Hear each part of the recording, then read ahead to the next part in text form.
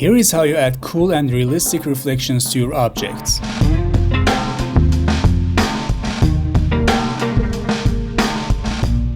First, we're gonna start with a simple object. I say simple because it has a flat and straight bottom and the photo is taken from the front. So we can clearly see which parts of the object would touch the surface if we put it on a table or something. So that makes your job way easier. First thing you have to do is to separate the object from background. Then just simply make a copy of your object with Ctrl-J keys. Now press Ctrl-T and right click on your object and choose Flip Vertical at the bottom of the list. Now bring your flipped object below the main one, just exactly under it. Okay, now if you put this router on a reflective surface, the only part that would be reflected is this part, and you won't see the top, right? So we have to erase those areas. For this, with reflection layer selected, click on the mask button down here. Then pick the gradient tool with the black and white preset selected and make sure the linear mode is active. Now it is drawing from white to black and we need to reverse it, so just click on the reverse box. Then draw a straight gradient with holding Shift key from top to bottom of this part. Now just simply decrease the opacity for the reflection layer and that's it. You have a beautiful and realistic reflection for your object that makes you smash the like button. Okay, on to the next one. And it's a similar one with a flat bottom, so I split it up to save you valuable time. It's almost the same process. Copy the object, flip it, then bring it below the main object.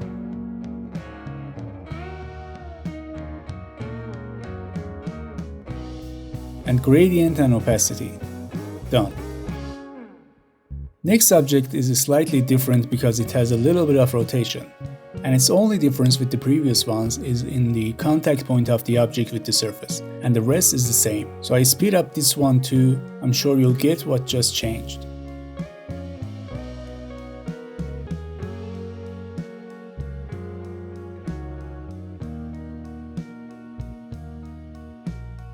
Okay, as you saw in this one, the only point that touches the surface is the tip of the shoe, so that's where the reflection begins. And also you can add a background like this to make it more attractive anyway.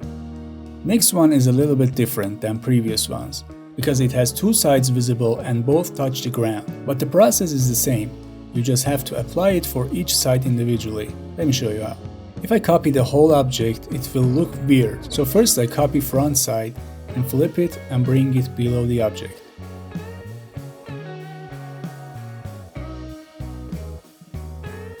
Then with transform mode still active, right click on it and select distort, and then click on this handle and drag it up to make the reflection match the object and hit enter. Then the same thing for the other side.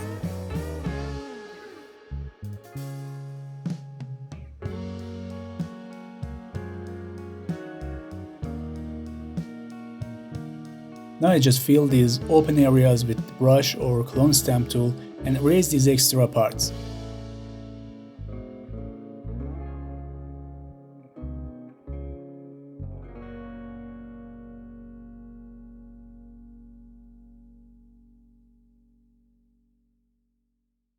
Then the same thing with the opacity and gradient.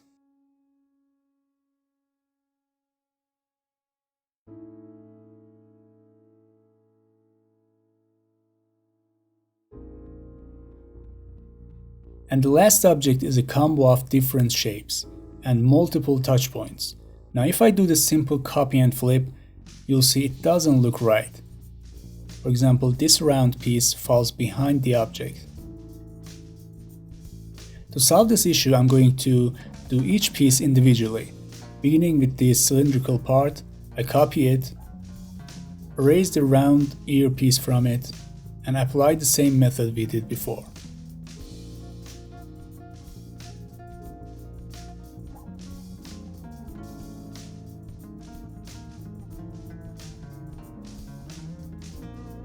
Then this round piece, copy it and adjust it with the touch point of the main object. Now opacity and mask with gradient.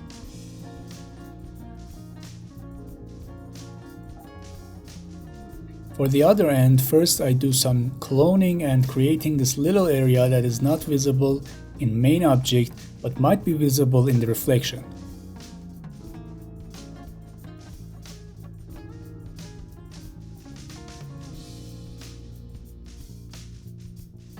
Then again cut out the round piece and do our thing.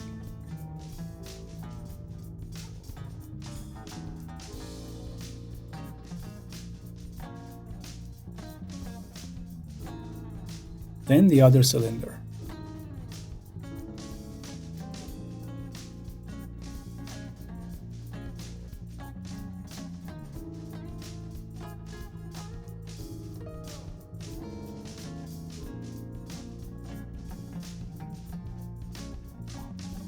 And we're done.